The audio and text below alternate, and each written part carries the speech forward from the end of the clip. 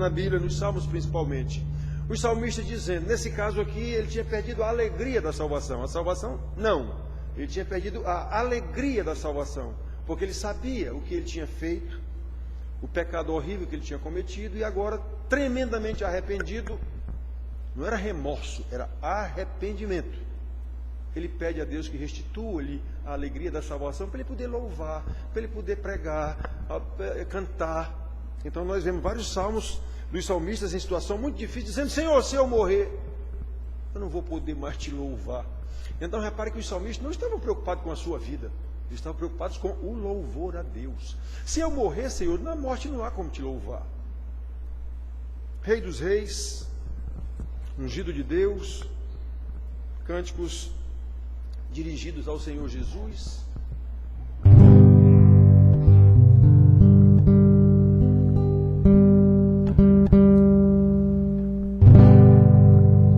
Rei dos reis,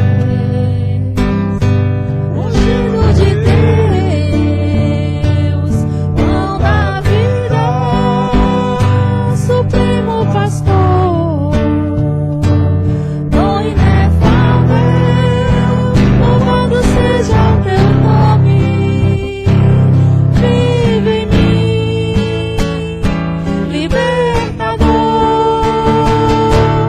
mais precioso do que pérolas, mais radiante do que o sol, brilha em mim a luz da esperança, eleva a Deus a minha voz, glória a Deus e dá vitória,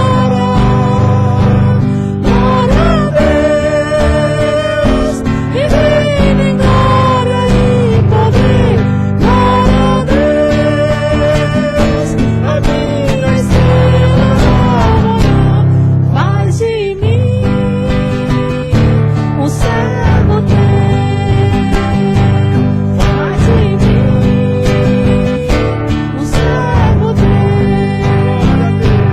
glória a Deus que dá vitória, glória a Deus que reina em glória e poder, glória a Deus, a minha estrela da manhã, faz de mim um servo teu, faz de mim um servo teu, oh, faz de mim um servo teu.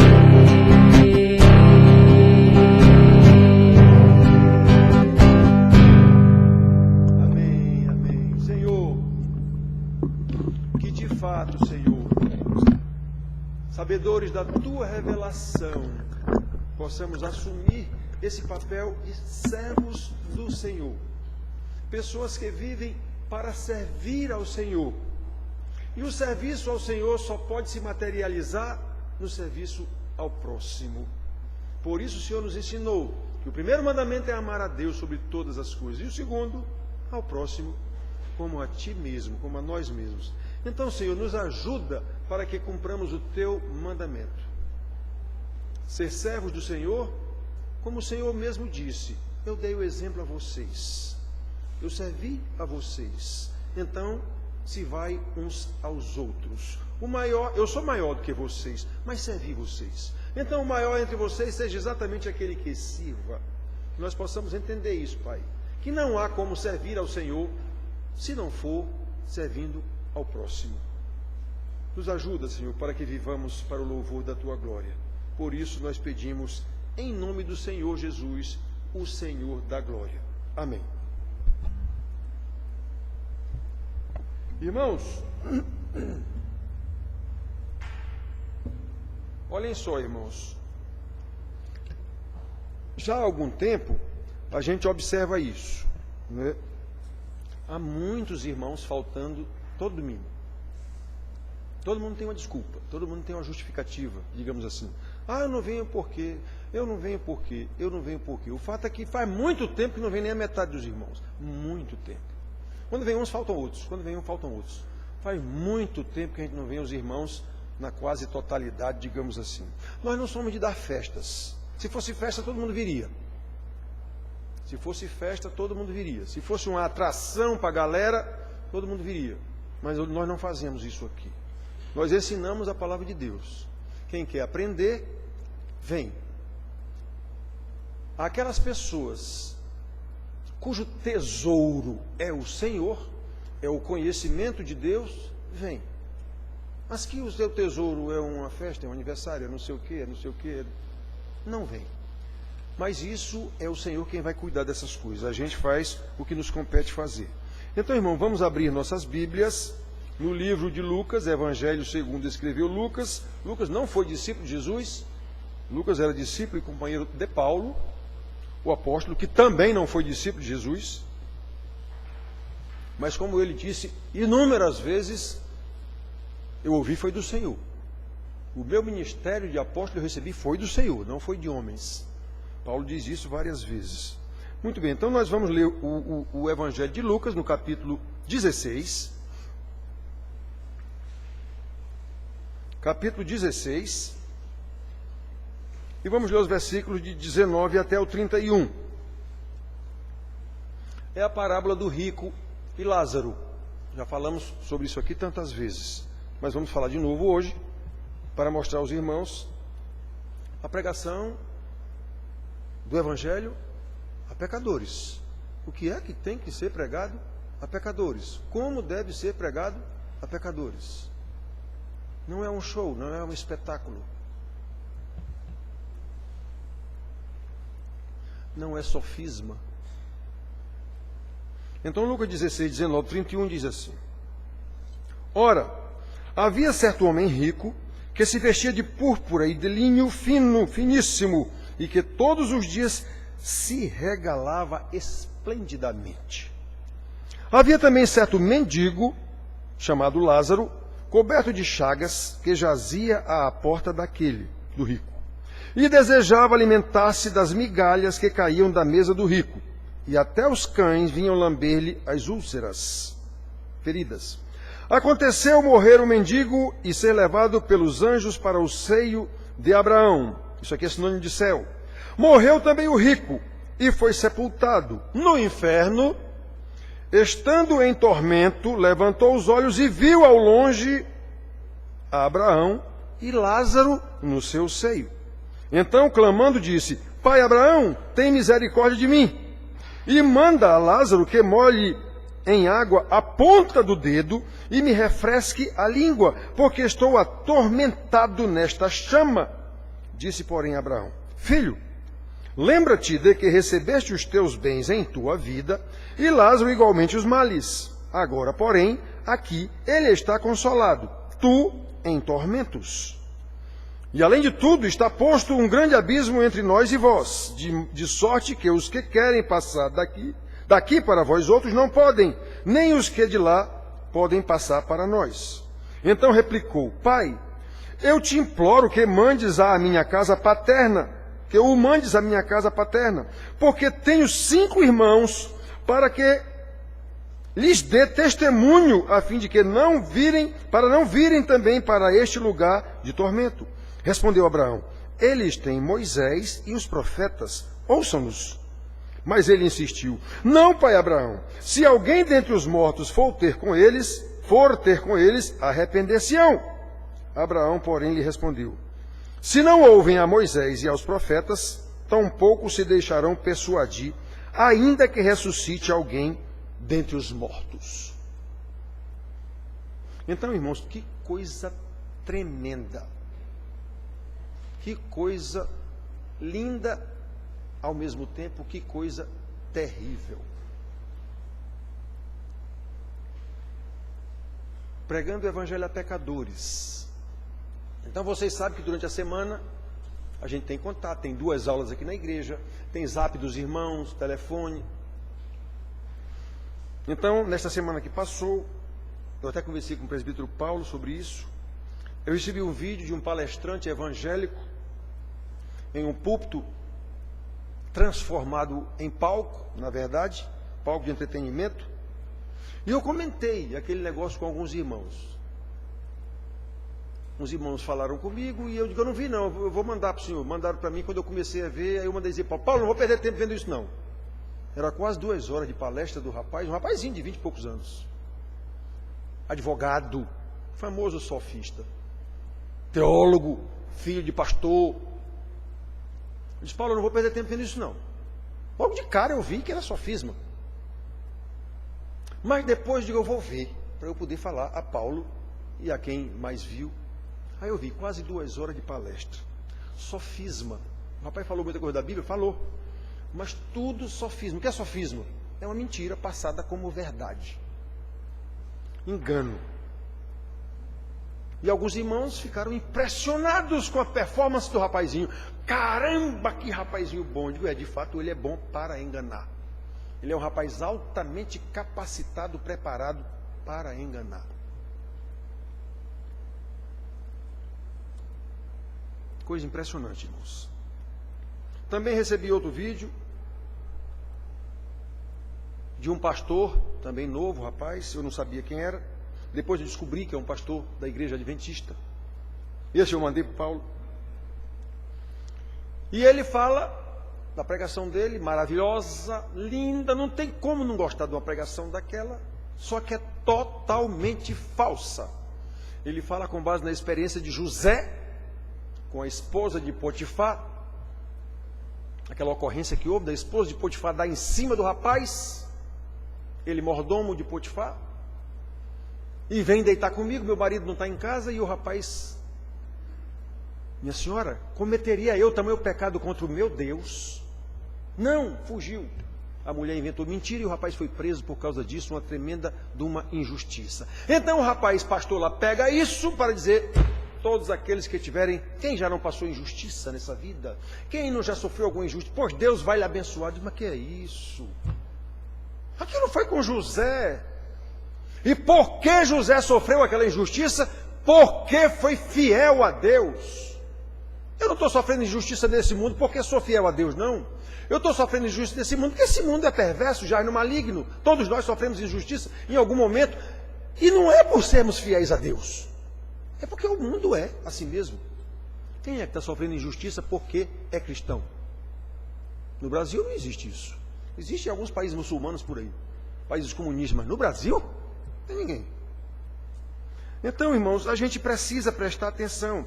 A pregação bonita e agradável era 100% falsa. Mas é bonita e agradável. Não há quem não gosta daquela palavra daquele pastorzinho. Mas que palavra boa, que maravilha, Deus é comigo. Falsa. Então, em outra ocasião, na minha caminhada de manhã pela praia lá com Margarete, todo dia eu passo lá por aquela confraria de bêbados de Tambaú.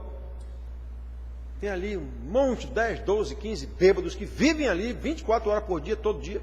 Recebem café da manhã da prefeitura, recebem almoço da prefeitura, recebem jantar da prefeitura, do Padre Zé, do Hospital Padre Zé, eu já vi lá carro do Padre Zé. Algumas igrejas que tem pastoral dos mendigos de rua, já vi carros pequenos levando comida para eles. Igreja católica, alguma igreja evangélica, alguma centro espírita. Então eles são alimentados todos os dias ali. E bebendo cachaça todos os dias ali. E eu passo com Margarete e vejo, ó Margarete aí, a irmandade dos irmãos da cachaça aí, como são unidos, alegres, ó. Aí passamos lá na semana passada, tinha um sujeito lá no meio dos bêbados pregando o evangelho. Eu digo, Margarete, vamos escutar? Vamos escutar, eu quero ver o que é que esse cara está dizendo aí. Aí o homem altos brados lá pregando sobre Jesus, né? O Cordeiro de Deus. Esse bando de bêbados sabe lá o que é Cordeiro de Deus, rapaz. Jesus, o leão da tribo de Judá. Esses bêbados têm lá condição de saber o que é leão da tribo de Judá. Jesus, a raiz de Davi. Esses bêbados têm lá condição de saber de que esse cara está falando. Em nenhum momento esse camarada falou da escravidão ao vício da cachaça. Em nenhum momento esse cara chamou aqueles bêbados ao arrependimento. Jesus abençoa, é poderoso para abençoar, é o leão da tribo de Judá. Mas meu Deus do céu. Eu fui embora com Margarete. Digo, ó, é esse o tipo de pregação, de alguma forma para agradar os bêbados, para dizer que Jesus quer bem a eles, e quer mesmo. Que coisa triste, irmãos. Jesus faz milagres, era o que o homem estava tentando mostrar lá para os bêbados. Por isso nós resolvemos falar novamente sobre a pregação do Evangelho a pecadores, como o Senhor Jesus mostrou, como Ele fez, como Ele ensinou. Exatamente para mostrar o perigo dos sofismas, uma mentira passada linda como verdade. As pregações bonitas, inclusive aquelas que são acompanhadas de sinais e maravilhas. É perfeitamente possível fazer sinais, maravilhas.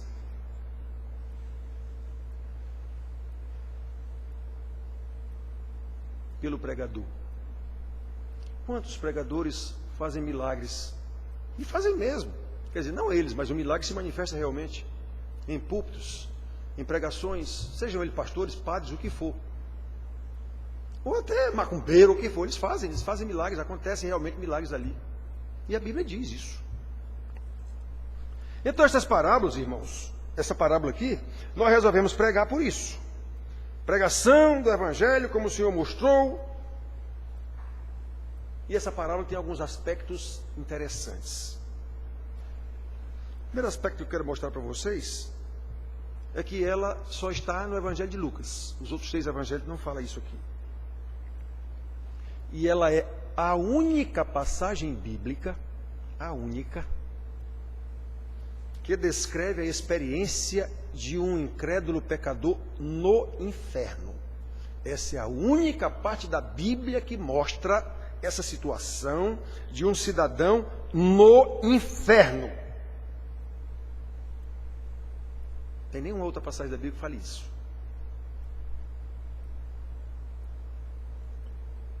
Porém, há outras lições nessa parábola que eu quero mostrar para os irmãos aqui.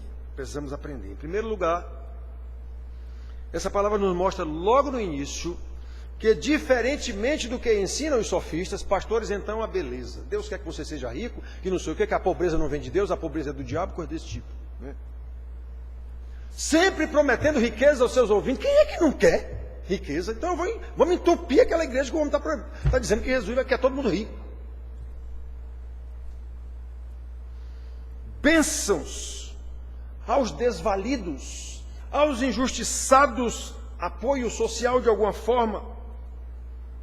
Então, essa parábola aqui mostra que essas condições, essas coisas, não comprovam que nós somos filhos de Deus, ou não, como os pastores falsos ensinam.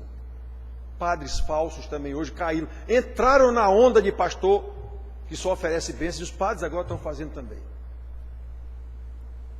A nossa condição social não prova a nossa condição de filhos de Deus. Versículo 19 até o 23. Ora, havia certo homem rico que se vestia de púrpura e de linho finíssimo e que todos os dias se regalava esplendidamente. Havia também um mendigo chamado Lázaro, coberto de chagas, que jazia à porta do rico, e desejava alimentar-se das migalhas que caíam da mesa do rico, e até os cães vinham lamber-lhe as úlceras. Aconteceu morrer o mendigo e ser levado para o céu pelos anjos. Morreu também o rico e foi sepultado e foi para o inferno. Então observe que a nossa condição social não comprova se nós somos filhos de Deus ou não. Precisamos aprender esta lição. Por desconhecê-la, muitos caem nas promessas dos pastores e padres ou o sacerdote que seja, oferecendo riqueza para as pessoas como bênção de Deus. Quem disse? Onde é que está na Bíblia isso?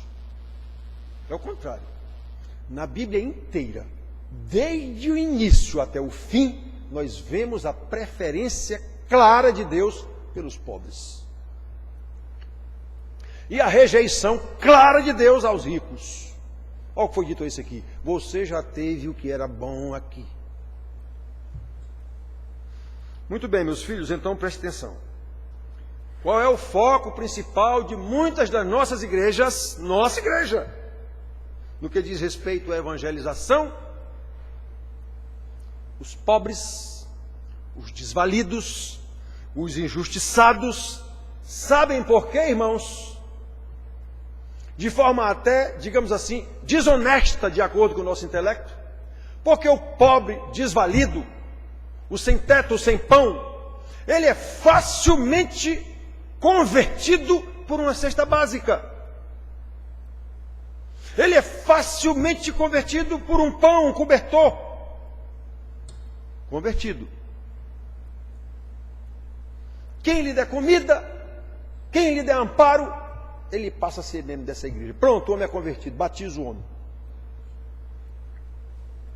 Os irmãos mais antigos dessa igreja aqui, que eu acho que hoje não tem nenhum aqui, certamente lembram da visão evangelística quando foi para fundar essa igreja aqui.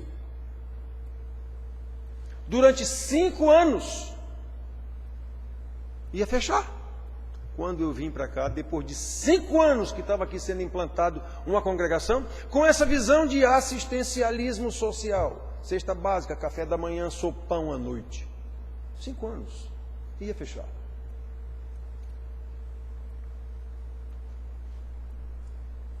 Implantação de igreja com uma visão totalmente errada. Visão assistencialista que não deu certo.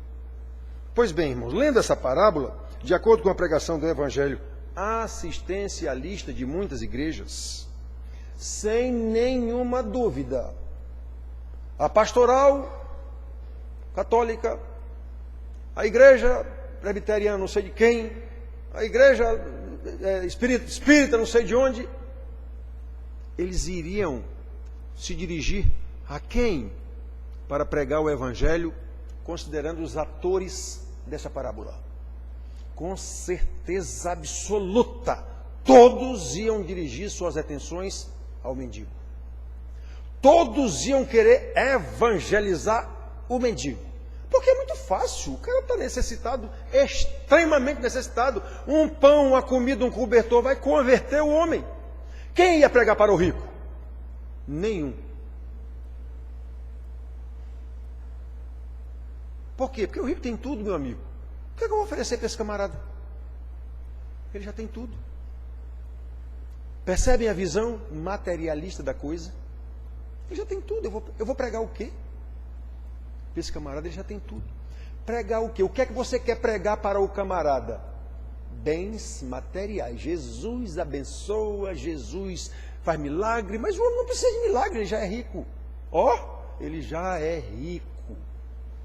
Eu não tenho o que pregar para esse homem. Agora, para o pobre, todo mundo ia querer pregar. Detalhe, o pobre, o mendigo Lázaro, já era um salvo. E o Evangelho não diz isso. Diz que ele morreu e foi para a glória. Mas não diz em nenhum lugar que ele já era um crente, ele já era um convertido. Que coisa impressionante, irmãos.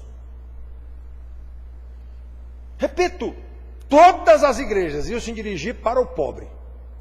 E não era ele que precisava de evangelização. Era exatamente o rico. Olha como nós somos cegos espiritualmente. Portanto, queridos, não devemos nos deixar levar pela ideologia de que as igrejas ou as pessoas devem ser avaliadas espiritualmente de acordo com as posses que têm.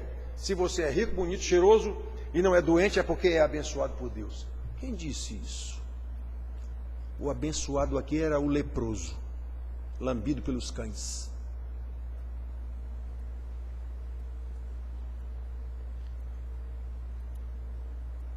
Não é a condição social, irmãos, que indica se nós somos filhos de Deus ou não. Todos, tanto os abastados quanto os miseráveis, todos precisam ouvir a pregação do Evangelho chamando ao arrependimento. Essa é a única pregação para quem não é crente, para quem não é salvo ainda.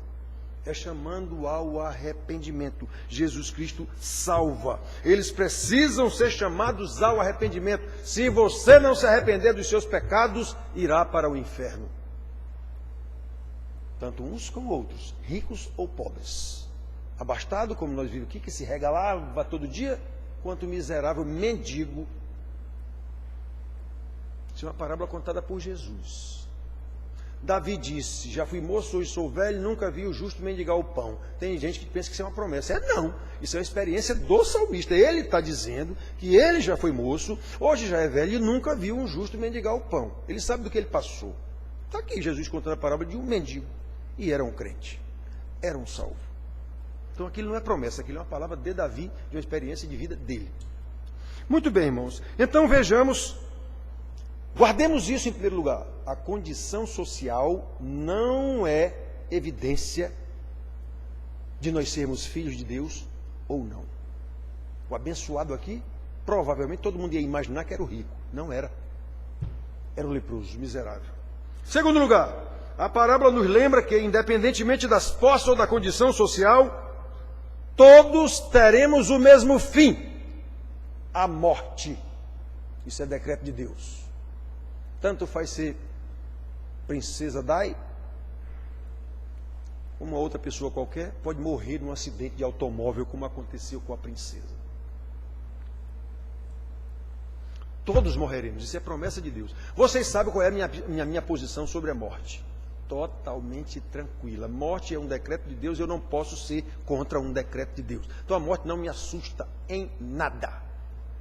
Nem se ela vier para mim, nem se vier para o mundo inteiro. Não me assusta. Não é de Deus a morte? Então está tudo certo. Está tudo certo. Venha do jeito que vier e no tempo que vier. Está tudo certo, de alguma forma. Muito bem, irmãos. Então, olhem só. Versículo 22. Aconteceu morrer o mendigo e ser levado pelos anjos ao seio de Abraão, isso quer dizer, ele foi para o céu, e morreu também o rico, ou seja, tanto faz o homem rico que se regalava na sua riqueza, como o pobre miserável lá cheio de úlceras. Os dois morreram. Então isso é outra realidade que deve deixar a gente muito tranquilo. Tanto faz você ser pobre ou você ser rico, vai morrer do mesmo jeito. Isso é um decreto de Deus, nenhum é melhor do que o outro. Nenhum é melhor do que o outro. Lembrar que a morte tragará a todos, por um lado, é o melhor remédio contra a murmuração de quem não tem, contra o descontentamento, porque não temos, contra a inveja, querer ter o que o outro tem e quero que ele se lasque ainda por cima porque ele tem e eu não tenho. É isso que é inveja. Contra a condição de pobreza e injustiça. Por que isso só comigo? Por que isso só com a minha família? Por que essa necessidade só comigo? Pois é, a morte é um santo remédio para esse tipo de coisa. Lembre-se, você vai morrer. Então não fique se lamentando de nada. O Senhor está no controle da vida e da morte, da saúde e da doença, da riqueza e da pobreza. Tudo isso é de Deus. Então, se por um lado a morte é um remédio para esse tipo de coisa, para a gente não ser coitadinho, tadinho de mim. Por outro lado, é um santo remédio também contra o orgulho, contra a soberba, contra a arrogância, contra a autossuficiência. Você vai morrer do mesmo jeito. Então não adianta querer achar que é mais do que o outro. Não é. A morte vai pegar todos. Tanto a riqueza quanto a pobreza inevitavelmente cessarão ou cessará na morte. Morreu o rico. Morreu o pobre. O que foi que cada um deles deixou para os seus filhos? Exatamente tudo. Ainda que esse tudo seja nada. Foi que o pobre deixou para os seus filhos? Tudo. E o que era que ele tinha? Nada. Então ele deixou tudo de qualquer forma. O rico, foi que ele deixou para os seus filhos? Tudo. Ele não levou nada. Se foi riqueza ou se foi... Ele deixou tudo. Então não adianta. Tanto riqueza como pobreza, tanto rico como pobre. Tudo acabará na morte. Não tem jeito. Precisamos ser lembrados dessa realidade o tempo todo. Não adianta ter inveja do rico. Não adianta querer ter o que o rico tem. Ele vai morrer do mesmo jeito de você. Em terceiro lugar, esta parábola nos mostra a realidade e a eternidade do inferno. Como eu já disse para vocês, versículo 23. No inferno, o rico, que morreu e foi sepultado, no inferno, estando ele em tormentos, levantou os olhos e viu ao longe Abraão e Lázaro lá com Abraão. Vocês sabem que seio de Abraão na Bíblia é uma metáfora para dizer o céu. Filho de Abraão, na Bíblia quer dizer metáfora de aquele que tem fé em Jesus Cristo e por isso ele é salvo. É por essa fé que ele é salvo, pela graça, mediante a fé. Então, reparem bem. O inferno é uma realidade. Quem falou isso aqui foi Jesus. Com base no conhecimento dessa realidade, irmãos, o que deve nos motivar a pregar o Evangelho não é, obviamente, a condição social do camarada, porque ele é pobre, desvalido. Não é a situação financeira, a condição social, não é. Mas a sua condição espiritual. Embora essa passagem seja apavorante, pois nos mostra uma pessoa sofrendo os horrores do inferno, o rico, pedindo a Abraão, pai Abraão, manda Lázaro molhar a ponta do dedo com água para molhar a ponta da minha língua, eu estou aqui em tormentos nessas chamas. E Jesus disse várias e várias vezes nos seus evangelhos que o inferno é um lago de fogo que jamais se apaga. Eu imagino que é o centro da terra, mas eu imagino, não está na Bíblia isso. Mas o lugar onde tem um lago de fogo que vai caber todo mundo é o centro da terra. Não tem outro lugar, lago de fogo conhecido por enquanto na criação de Deus. É o centro da terra. E nós temos alguns casos no Velho Testamento em que a terra se abriu e tragou aquelas pessoas que Deus condenou inferno abaixo. Então eu imagino que o inferno é o centro da terra. Muito bem, irmãos, então olhem só. Olhem só. Não é a condição social, é a condição espiritual. Essa passagem terrível de um homem sofrendo nas chamas do inferno foi proferida pelo Senhor Jesus. O misericordioso, bondoso, amoroso, meigo e doce Jesus. Pois é, esse é o Jesus da Bíblia. Um Jesus que não faz acepção de pessoas. Um Jesus que chama todos os pecadores ao arrependimento, seja pobre ou rico, branco ou preto, homem ou mulher. Um Jesus que declara qual será o fim de cada um. Versículo 24 a 26. Então, clamando, disse o homem lá no inferno: Pai Abraão, tem misericórdia de mim e manda a Lázaro que molhe em água a ponta do dedo e me refresque a língua, porque estou atormentado nesta chama. Disse, porém, Abraão: Filho, lembra-te de que recebeste, o rico, recebeste os teus bens em tua vida, e Lázaro igualmente os males. Agora, porém, aqui ele está consolado, tu em tormentos. Além de tudo, está posto um abismo entre nós e vós, de sorte que os que querem passar daqui para vós não podem, nem os que estão lá para cá. Então Jesus determinou o fim de cada um, seja você rico ou pobre. É o Senhor Jesus quem determina isso. Nós temos que pregar o Evangelho a todos, rico ou pobres, porque não sabemos a quem foi que Jesus determinou, ele vai receber a sua palavra. Chame-o ao arrependimento. Nós não sabemos. Nós temos é que fazer isso com fidelidade. Aí o que é que nós fazemos? Astúcia. Vamos pregar para o pobre, porque esse aí, se eu levar um cachorro quente e um refrigerante, um suco, vou ganhá-lo. O rico não adianta eu oferecer nada. Para quê? Os caras têm tudo. Pois isso é um grande erro. A pregação é para pessoas mortas espiritualmente, seja ele rico ou pobre. Quem vai ressuscitá-lo espiritualmente? O chamado ao arrependimento, unicamente isso. Os eleitos de Deus acordarão, ressuscitarão com esse chamado ao arrependimento. Os outros não. Esse eleito seja rico ou pobre, por isso tem que ser pregado a todos, rico ou pobre. E não é a condição social que vai determinar o alvo da nossa pregação. Então, irmãos, prestem atenção. Essa palavra foi dada pelo Senhor Jesus. Portanto, seja rico ou pobre, a palavra nos leva a ver claramente o que Paulo diz lá em Romanos 3:23, nós sabemos disso. Todos pecaram e estão destituídos da glória de Deus. Todos. Aqui no Romanos 8 ele diz: não há um sequer, nenhum, que busque a Deus. É Deus quem busca aqueles a quem Ele quer. Interessante os evangelhos, porque Jesus diz claramente aos seus discípulos: não foram vocês que escolheram a mim, fui eu que escolhi vocês. E tem no evangelho, não sei se é o de Marcos, eu acho que é o de Marcos, não, o de Lucas também, que diz que Jesus tinha vários discípulos que já andavam atrás dele, tudo por curiosidade. Que homem é esse?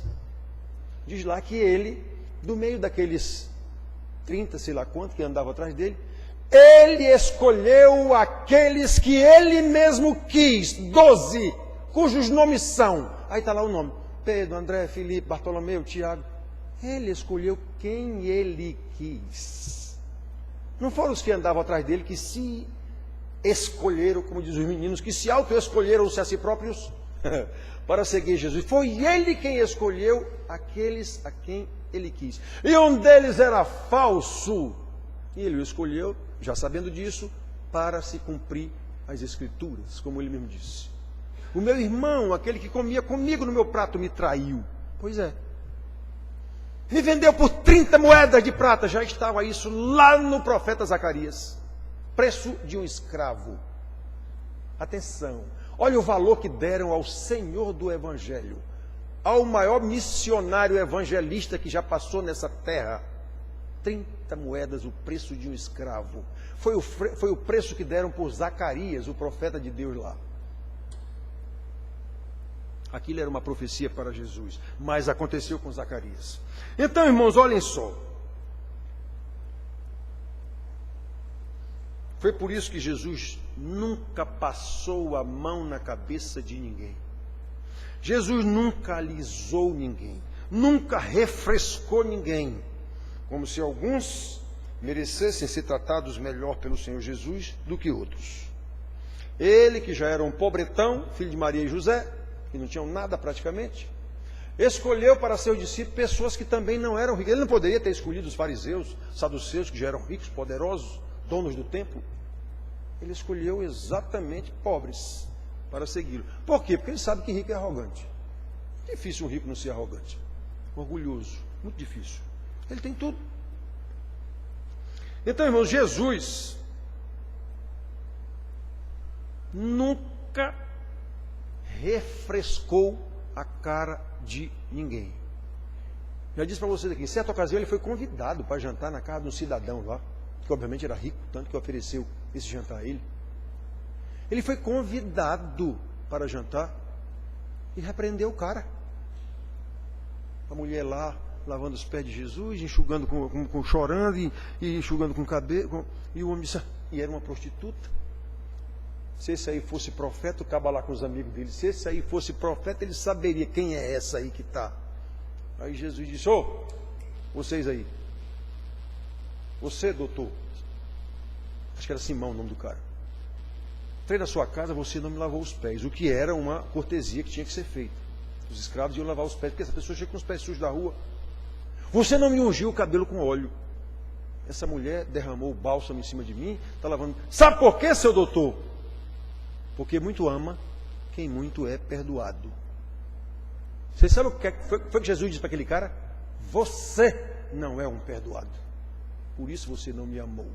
Essa mulher está demonstrando todo esse amor a mim, porque ela é uma perdoada.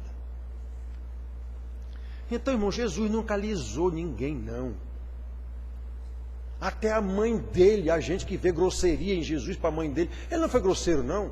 Ele apenas fez a mãe dele se colocar no lugar dela. Filho, olha aqui, acabou o vinho, mulher, que tenho eu contigo? Tu sabes que eu vim aqui fazer a vontade do meu pai. Como se diz, não se meta. O meu negócio é outro. A sua parte já foi feita. Ele não foi grosso com ela coisa nenhuma, não. Ele apenas, como eu estou dizendo, ele nunca alisou ninguém, nem a própria mãe. Outra vez uma mulher chegou lá babando ele também. Bendita mulher cujos seios te amamentaram. Ele disse, minha senhora, bendito é todo aquele que crê na palavra do meu pai. Não venha me babar aqui, nem babar minha mãe, coisa nenhuma, não. Então, irmão, Jesus sempre foi assim. Jesus sempre foi muito duro. Esse Jesus meio doce, meio afeminado das igrejas, não é o Jesus da Bíblia. Jesus nunca quis ser agradável com ninguém. Porque esse alguém poderia ser rico. Jesus nunca quis ser politicamente correto ou socialmente aceito por ninguém. Ele preferia as palavras que deveriam ser ditas. Ele proferia palavras, ainda que fossem ferinas. Como ele disse aos próprios fariseus, que eram os pastores ou padres, ou o nome que se dê ao líder religioso, foram as únicas pessoas que Jesus ofendeu o tempo todo com palavras insultuosas, raça de víboras, sepulcros caiados, ladrões, salteadores, hipócritas. Pois foi aos pastores, ou padres, ou o que o valha, foi aos sacerdotes da época dele que ele proferiu essas palavras. Ele nunca proferiu essas palavras para uma prostituta, para um ladrão, vendedor, cobrador de impostos. Ele nunca proferiu palavra contra essas pessoas. Ele proferiu contra aqueles que deveriam saber quem ele era, deveriam estar ensinando o que ele estava ensinando, e eram contra ele o tempo todo. Jesus sabia que a questão não era a posição social. Os sacerdotes são autoridades sobre o povo. Os saduceus eram os ricões, donos do templo. Os fariseus eram os doutores da lei, que ensinavam a lei. E os escribas, aqueles que eram responsáveis pelo o traslado da lei o tempo todo, sem nenhum erro. Então eram pessoas consideradas acima dos outros. Pois é, foram esses que Jesus insultou o tempo todo. Mas insultou mesmo. As únicas palavras ofensivas que Jesus dirigiu foi aos sacerdotes da igreja na época dele. Se ele viesse hoje seria do mesmo jeito, eu não tenho nenhuma dúvida. Pastores, padres, o que o valha, eu não tenho nenhuma dúvida. Então, irmãos, olhem só. O que estava em questão, e Jesus sabia, é a salvação de pecadores do inferno. É isso que estava em questão, e não a condição social do cidadão aqui neste mundo. Jesus não estava interessado em ter um simples ajuntamento de pessoas em torno dele. Das multidões que andavam atrás dele, detalhe, essas multidões, irmãos, eram 30, 40, 50 pessoas. O que era multidão no tempo de Jesus? 40, 50, 60 pessoas. A única multidão grande que Jesus viu foi em Jerusalém. Quando ele foi em Jerusalém umas 3 vezes, os evangelhos dizem que ele foi em Jerusalém umas 3 ou 4 vezes. Foi a única vez que Jesus viu multidões de mais de 1000 pessoas, digamos assim. As outras multidões que ele via nos vilarejos por onde ele andava e na cidade por onde ele andava, eram 30, 40, 50 pessoas, não mais do que isso.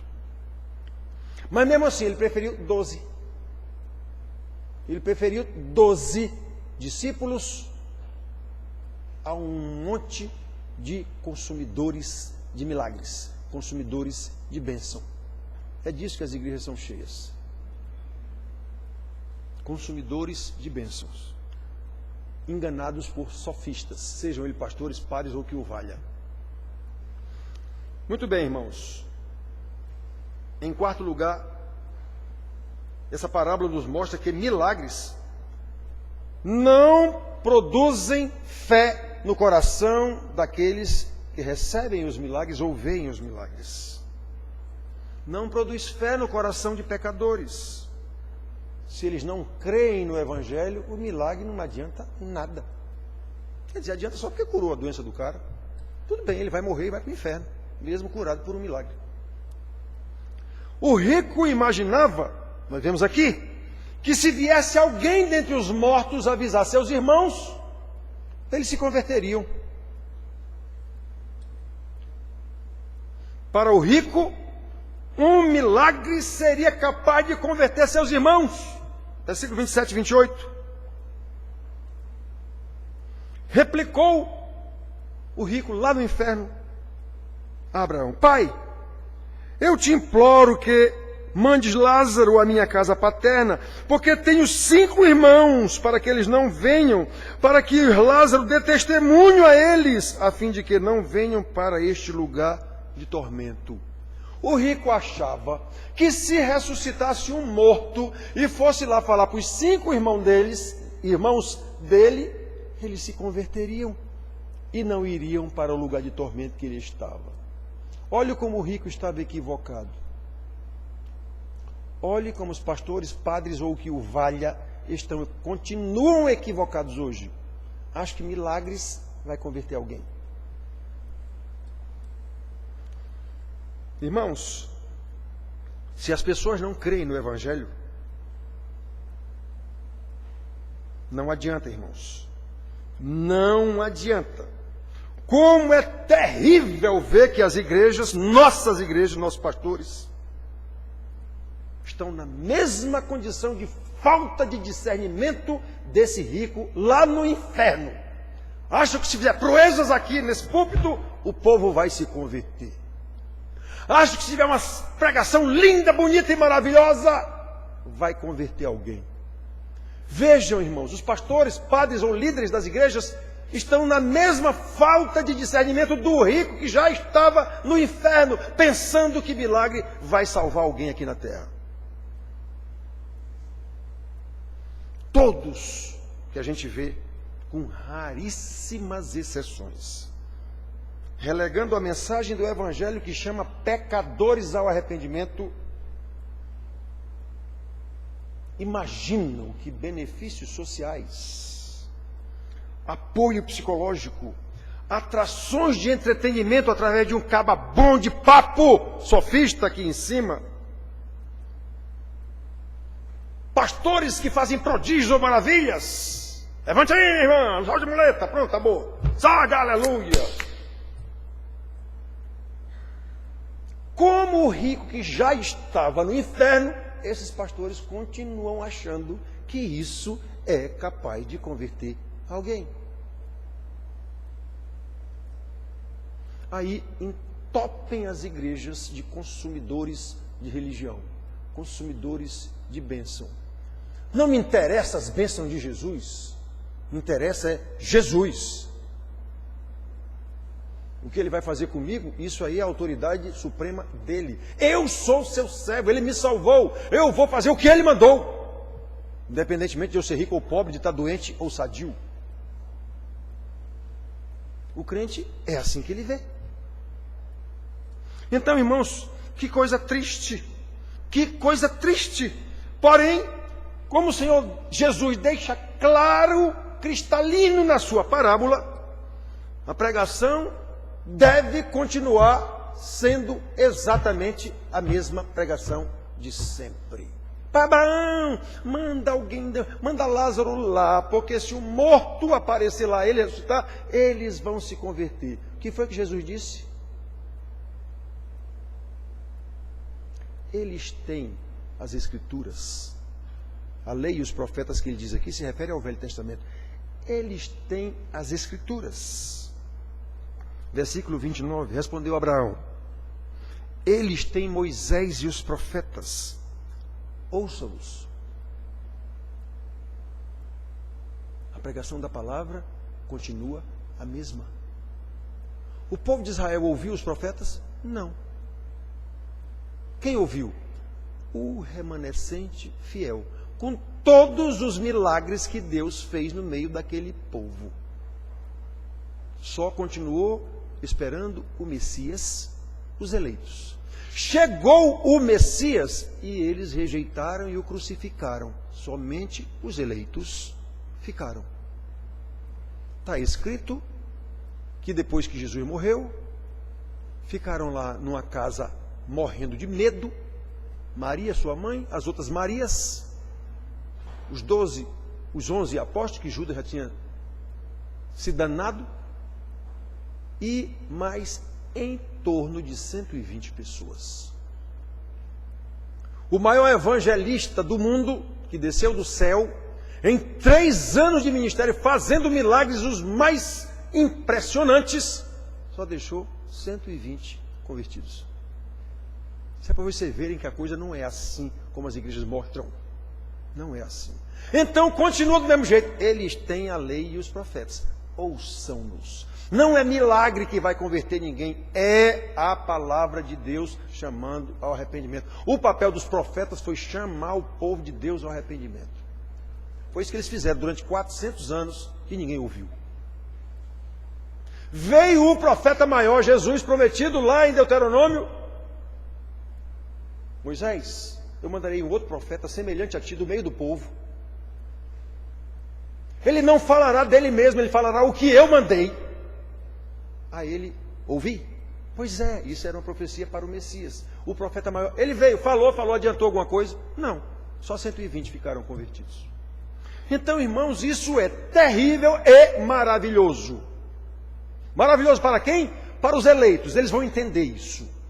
Terrível para quem? Para os que continuam atrás de palavra bonita, promessa de bênção, milagre e os cambal. Ou seja, quase todo mundo que entope as igrejas.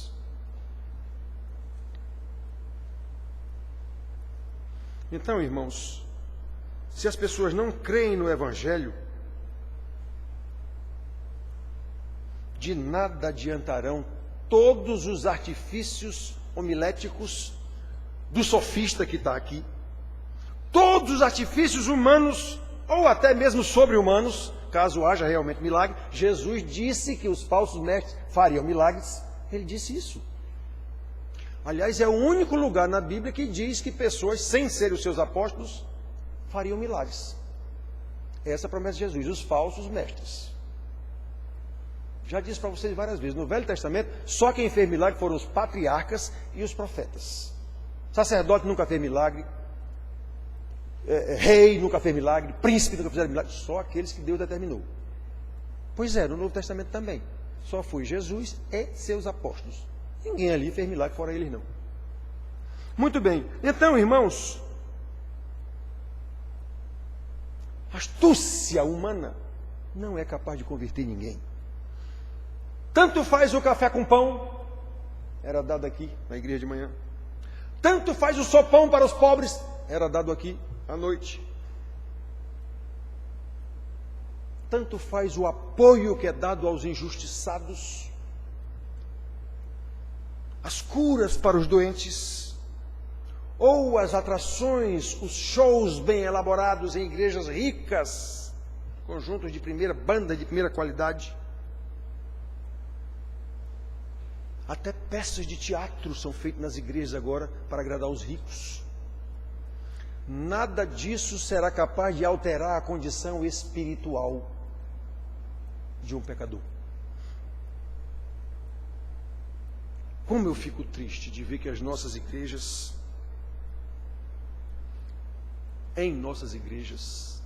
como eu fico triste de ver que seus líderes, pastores, presbíteros, diáconos, continuam com a visão do rico lá no inferno. Um milagre, um show, alguma coisa vai ser capaz de converter meio mundo de gente. Na Bíblia nós não encontramos em nenhum lugar, o uso de qualquer artifício para atrair pessoas para ouvir o Evangelho. As pessoas pensam que naquele tempo não tinha teatro, não tinha artifício. Tinha. Mágico, tinha tudo isso. Lembra de Simão Mágico, lá de Atos 8? Pois é, já existia isso. Mágicos e os cambal, existia tudo isso. Sempre houve atração para o ser humano pecador, em qualquer época do mundo. Observadas as condições tecnológicas de cada época, sempre houve do mesmo jeito, com o mesmo peso. Ou então Deus teria 2 pesos e 2 medidas, e não tem, nós sabemos disso. Então é dado o entretenimento, a atração para levar, de acordo com a condição ou o nível tecnológico que as pessoas têm. Então, irmãos queridos, prestem atenção. Nem mesmo os milagres feitos pelo Senhor Jesus não tiveram a intenção de converter ninguém e não converteram. E ele sabia disso. Não converteram em quase todos os casos de milagre que Jesus fez. Não converteu a pessoa que recebeu o milagre, não. Em quase todos os casos. Lembra dos 10 leprosos? Apenas um voltou para agradecer. Não disse que ele voltou convertido, não. Disse que ele voltou para agradecer. 10. E Jesus sabia disso. Jesus não usou o milagre da multiplicação dos pães e peixes para atrair ninguém. Na verdade, aquelas pessoas já andavam atrás de Jesus, estavam em Jerusalém já. Na época da Páscoa estava assim de judeu lá. 3 milhões de pessoas mais ou menos, tinha naquela época 4 milhões em Jerusalém. Era o tanto que reunia ali. Então eles já estavam atrás de Jesus, por quê? Curiosidade. Curiosidade, o cara que faz milagres, vamos atrás dele. O cara que, vamos atrás dele. Era curiosidade, vamos atrás de bênção, ele curou não sei quem, ele ressuscitou não sei, era tudo atrás de milagre. Aí chegou a noite, os apóstolos disseram, Senhor, despede as multidões, está escurecendo já e eles estão aqui desde de manhã. Jesus disse, dá-lhes voz mesmo de comer. Mas como? Como? Jesus, na verdade, usou aquilo para ensinar os seus apóstolos. Dá-lhes voz mesmo de comer. De que ele estava falando? Dai a eles, a mim. Ele multiplicou lá o pão, o peixe. Na Santa Ceia, logo em seguida, ele partiu o pão e disse, isso é o meu corpo. E Jesus disse, vocês farão maiores milagres do que eu fiz. Em que sentido? Eu preguei aqui, alimentei 3.000 pessoas. Alguma vez vocês viram na Bíblia os apóstolos dando um pão para alguém? Não, eles não tinham também. Então, quando Jesus disse, dai vós mesmo de comer, ele estava falando, era da pregação do Evangelho. Não era de dar comida para aquele povo, não. Mas ele deu comida, porque se compadeceu do povo, deu comida àquele povo. E de forma milagrosa. Aquela multidão que estava ali por curiosidade, atrás de milagres, Jesus alimentou todos eles de forma milagrosa. Adiantou alguma coisa? Aquele milagre converteu alguém? Não. Diz lá que quando Jesus falou, olha, vocês comerem esse pão aqui, amanhã estão com fome de novo. Vocês têm que comer da minha carne e beber do meu sangue. Se escandalizaram com aquilo e diz o texto que todos o abandonaram. Detalhe, o abandonaram ali, está isso é particularidade do grego, que nós não temos no nosso, o abandonaram definitivamente. Até os apóstolos disseram, Senhor, quem é que pode aguentar essa tua palavra? E Jesus foi irônico com eles, querem ir também? Querem me deixar também? Pode ir. Ele sabia que eles não iam. E Pedro disse a linda frase, para quem iremos? Só tu tens a palavra da vida. Pois é, irmãos, adiantou o milagre que Jesus fez alimentando aquele povo? Não. Sabe quando foi que aquele povo se reuniu de novo em volta de Jesus?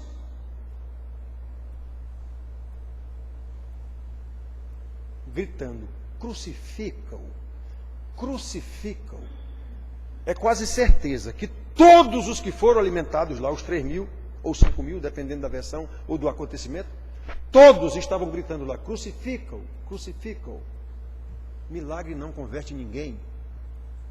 E Jesus sabia disso. A ponto de dizer, vós me procurastes, porque viste sinais, porque comestes dos pães, porque vos fartastes. Ele disse isso. Vocês estão atrás de mim só por causa do que eu faço para vocês, e não por eu ser quem sou. Eu já disse para vocês, não me interessa o que Jesus vai fazer comigo. O que me interessa é o que ele já fez. Ele já me salvou e disse que vai me conduzir até a glória. De que modo? Sendo rico? Não, ele não disse isso. Muito pelo contrário. Ele disse foi, no mundo passais por aflições. Vocês vão ser traídos pelos próprios pais, mães, irmãos. Vocês serão mortos pelos próprios familiares por causa do meu nome. Foi isso que ele disse. É bom lembrar, irmãos, que aquela multidão, depois de alimentada de forma maravilhosa, após ouvir as palavras do Mestre, deixou de segui-lo definitivamente. Imaginem se nós agora vamos conseguir evangelizar alguém usando de artifícios e até mesmo de milagres, se for o caso, para atrair pessoas para que elas ouçam a pregação do Evangelho. Isso, além de não ser bíblico, logo é pecado. É uma tremenda de uma presunção do pecador arrogante. Porque, irmãos, basta pensar um pouco. Se nem Jesus conseguiu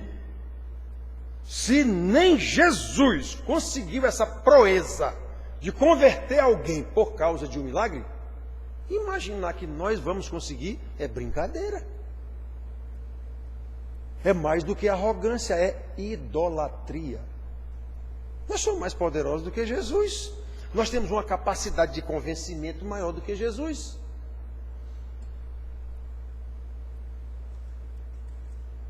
Irmãos queridos, ninguém se engane, se auto-engane, nem se deixe enganar. Ou somos salvos ou não. Não há outra categoria. O Evangelho de Cristo tem que ser pregado e vivido como ele é. Tem que ser um estilo de vida e não apenas um discurso de púlpito. Nós precisamos viver aquilo que pregamos, mesmo que isso nos custe a vida, como Jesus disse que custaria aos seus discípulos, e custou todos eles. Só João ficou vivo. Vocês já pensaram por que foi que João foi o único que não foi martirizado? Porque Jesus lhe deu a incumbência de cuidar da mãe dele. Foi por isso que João foi o único que não foi martirizado. Todos os outros foram. João ficou vivo até a velhice. Segundo a tradição, Maria passou a morar com ele. Morreram em Éfeso, sei lá onde, que hoje é Turquia. Então, Jesus não disse: mãe, aí está o teu filho. Ou seja, ele está dizendo: maninha, como bom para ele, maninha, é João que vai cuidar da senhora agora na velhice. Provavelmente José já tinha morrido, né? João, filho, eis aí a tua mãe. João, você vai cuidar da minha mãe agora como se fosse a sua mãe. Pois é, João foi o único que não morreu de morte matada. Por quê? Porque Jesus deu a ele a incumbência de cuidar da mãe, de Maria. Por isso que ele não morreu. Jesus sabe das coisas, irmãos. Nós não podemos querer saber mais do que Jesus. Então, olhem só. O Evangelho tem que ser pregado e vivido, ainda que isso nos custe a vida, como aconteceu com os profetas no Velho Testamento, como aconteceu com João Batista, o precursor. O Senhor Jesus e seus apóstolos, todos morreram por causa da pregação do Evangelho. Esta é a maneira bíblica de evangelizar, irmãos. Seja para ricos, seja para pobres. Os que crerem, virão. Ouvirão o chamado arrependimento e se arrependerão e virão. Os que não crerem, como o rico da parábola, já estão condenados. Não é nossa missão atrair pessoas. Não é nossa missão salvar pessoas. Muito menos atrair pessoas através de artifícios humanos. Só temos que pregar a palavra, é a palavra que os julgará, se ele se arrependeu ou não. Sabe quem disse isso? Jesus também disse desse jeito: quem me rejeita e não recebe as minhas palavras, tem quem o julgue. A própria palavra que tenho proferido, esta o julgará no último dia. João 12, 48. Jesus também disse a Nicodemos lá: a própria palavra vos julga. Então não é função nossa. Nossa função é de pregar a palavra com integridade, com fidelidade e viver. Obviamente, porque pregação sem vida é hipocrisia. Por isso, meus irmãos queridos, nós precisamos aprender os ensinamentos dessa parábola e pô-la em prática. Vamos dizer os 4 pontos concluindo. Nesta parábola, o Senhor Jesus nos ensina que a condição social de um homem neste mundo não é prova da sua condição espiritual diante de Deus. Segundo, o Senhor nos lembra que, independentemente das posses ou de classe social, todos teremos o mesmo fim, a morte.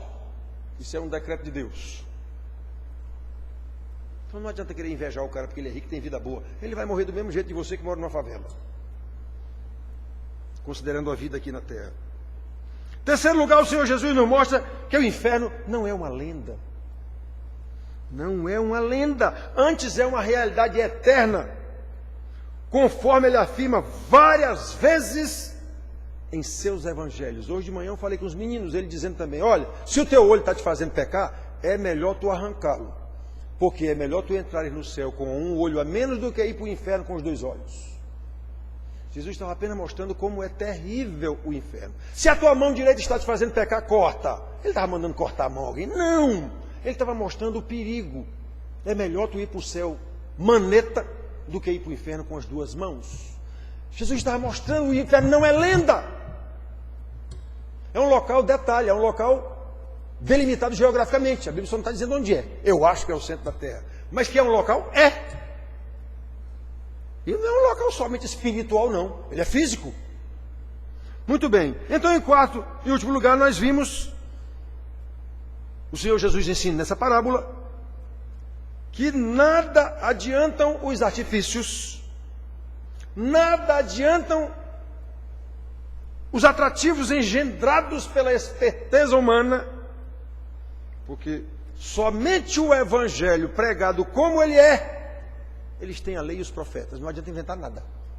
Eles já têm a Bíblia. Naquele tempo a Bíblia era o Velho Testamento, a lei e os profetas e os salmos. Às vezes Jesus diz isso também. O que tem que ser pregado é o que já está aí. Não tem pregação nova, não tem Bíblia nova. No nosso caso temos o Novo Testamento, porque Jesus mandou que os seus apóstolos fizessem discípulos. E eles fizeram isso na sua pregação e depois nas cartas discipuladoras. Aquelas cartas não têm a intenção de converter a ninguém. São cartas escritas para igrejas, no sentido de doutrinar aqueles irmãos, no sentido de disciplinar e discipular aqueles irmãos. Foi isso que eles fizeram. Aí se tornou no Novo Testamento, que foi encadernado pela providência de Deus, pela ação do Espírito Santo, iluminando homens para juntar esses documentos e fizeram a Bíblia. Paulo nunca imaginou que aquelas cartas que ele escreveu para Gálatas, para Tessalônica, fosse chegar a nós, João Pessoa. Nunca ele imaginou isso. Isso é obra de Deus. Então, irmãos, os atrativos não adianta. Só o Evangelho é capaz de salvar. Como Paulo diz lá em Romanos 1,16. Não me envergonhe do Evangelho de Deus, porque é o poder de Deus para a salvação de todo aquele que nele crê. Primeiro o judeu, depois o grego. Então, ele trabalhava nesse meio. Os gentios eram o alvo de Paulo. Então ele diz, é o Evangelho o poder, não é um poder, não é o poder, não há outro. Então, irmãos, que Deus nos conceda graça para aprender a sua palavra. Numa simples parábola a gente vê a riqueza de ensinamentos que tem aqui, tem mais, obviamente, a fim de que nós preguemos o Evangelho com integridade e vivamos aquilo que pregamos. Vivamos o Evangelho que pregamos, para que, como família de Deus, como igreja de Cristo, que Paulo diz, nós agora somos família de Deus, a igreja de Cristo. Cristo é o cabeça, nós somos o corpo. Então repare que a igreja é una com Jesus. Ele é o cabeça que está no céu, orientando a igreja aqui na terra através do Espírito Santo, e a igreja é o corpo, aquela que faz as coisas que tem que ser feitas, para que os eleitos de Deus sejam reunidos. Os eleitos vão ouvir o chamado ao arrependimento e vão se chegar à igreja.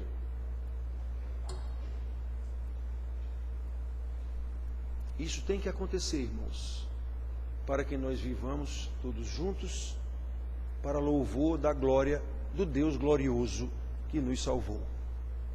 Deus nos abençoe. Amém.